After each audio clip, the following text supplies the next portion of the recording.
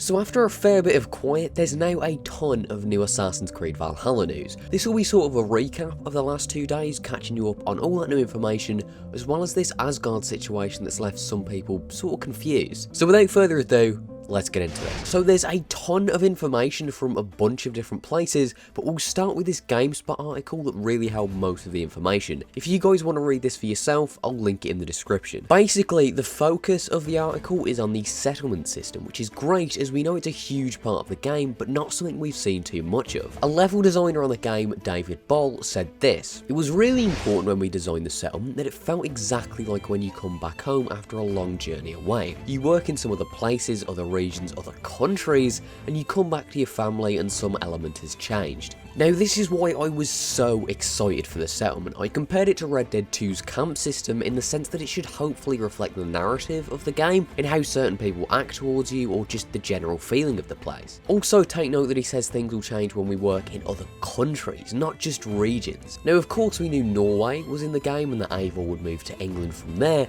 but David saying that going to other countries plays a part in how the camp changes, which is geared very much towards narrative, makes me feel like the narrative is going to take us further than England once we arrive. I've previously said that I think Wales or Scotland could be DLC, and I still think that they would be. If the base game had more of Britain, I'd expect Ubisoft to advertise that, and this makes me lean even more towards us going to Turkey, to Constantinople. As we know, Bazim, the Levantine-like assassin we've seen a few times before, came from Constantinople. And also, with this game bridging the Hinwans to the Levantines who thrived in the Middle East, and of course are called that because they originate in Levant, that makes me feel like we could even go as far as somewhere like Syria. You know, it'd be more of a linear, one-time area like maybe Rome in AC Origins or the Vatican in AC2, but like every Valhalla video, I've gone off on a massive tangent again. Anyway, the writer describes a video presentation he was shown saying, "Bolt showed me how Eivor's settlement evolves over the course of the game. Some of the changes are caused by you. For example, spending resources to build shops will in turn welcome settlers to set up camp in the area and join your community. Other times the changes happen without you. For instance, you may return after a lengthy campaign mission only to find some traders have set up shop, or that some of the people have elected to improve the architecture of certain structures and make the place feel more like a permanent residence for its people." Now this is great. I especially love the idea of the community making improvements while you're away. I'm sure it will make the settlement feel much more fluid and alive, as opposed to us just running through upgrades in a rather linear fashion. Also, just having people move into your community is so cool, and I really hope that the citizens of Ravensthorpe actually are fleshed out. And yeah, we've seen the camp's location before, and it is confirmed it's Ravensthorpe, which is in Northamptonshire, and it's a little to the northwest of Northampton. And the fact our settlement is right next to the end town is absolutely spectacular. But far and away the most exciting bit of this article for me is this: there's plenty of reason to return to the settlement beyond upgrading Eivor as well. One of the allies who joins your group is Hytham, a Hinwan. He'll ask you to help him build a Hinwan's bureau as part of the settlement, re-establishing the group in England. Through this bureau you'll learn about the Order of Ancients. Much like the Cult of Cosmos in Assassin's Creed Odyssey, you can hunt down members of the Order, revealing clues to their whereabouts and identities of its leaders. Killing them allows you to take their medallions, which you can turn into Hytham for rewards and new tidbits of lore. Hytham will teach you some key elements of the assassin lore and some abilities too, and by cashing in medallions to him he'll teach you more stuff related to the assassins and skills, and even give you weapons. Now this sounds excellent,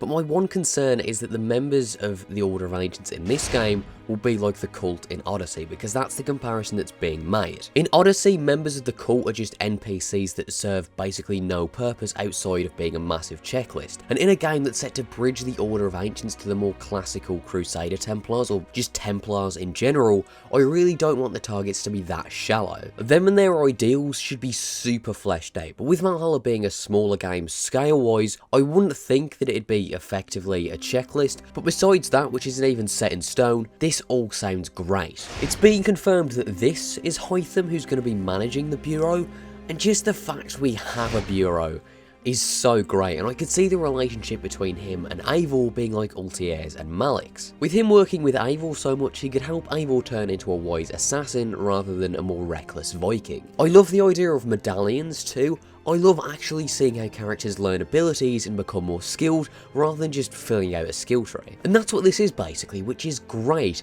and I love that more assassin elements are being added beyond narrative. With this engine really not being suited to AC like at all, I was kind of worried the only real AC stuff we'd get was the narrative and the soundtrack, but stuff like this has a major effect on how you play the game, and that is great. Like, by the day, this game just seems better and better, and I think Valhalla could be, I think it will definitely be better than Origins and Odyssey, definitely Syndicate, and now I think it could even be better than Unity, but we'll wait and see. Although I didn't get the chance to check out every single structure you can build in the game, quite a few caught my eye. There's the Seer's House, where you can speak to a woman who cryptically talks about allowing you to relive the life of Odin. There's stables, where you can customise your horse and raven companion, Sunan, and also teach your horse new skills like swimming. A museum, where you can store Roman artifacts you happen upon in your travels, and quite a few more. As you build Eivor's renown, either through the construction of new buildings or completing specific quests, the settlement will level up. With each level, the settlement grows in size and new types of services are added for you to invest in. So first of all, the Seer. It's been confirmed her name is Valka, and she's presumably this woman from the cinematic trailer. Considering she talks about us reliving the life of Odin, I think this is where Asgard comes in. As I mentioned at the beginning of the video, there was this big Asgard confusion because Raphael Lacoste, who's been an art director on AC since Revelations, got asked what his favourite region in the game is, and he said Asgard and a few others. Which does seem concerning, but it seemed fairly likely that we wouldn't actually go to Asgard, like it wouldn't be a real place, which is then solidified by him liking a reply saying it could just be a dream sequence. And then Darby saying that there isn't magic in AC, because things like religion and gods don't exist in AC, at least not in the traditional sense. Gods like Isis and Anubis existed, and various events from the Bible, but there's always an alternate in-universe explanation for that,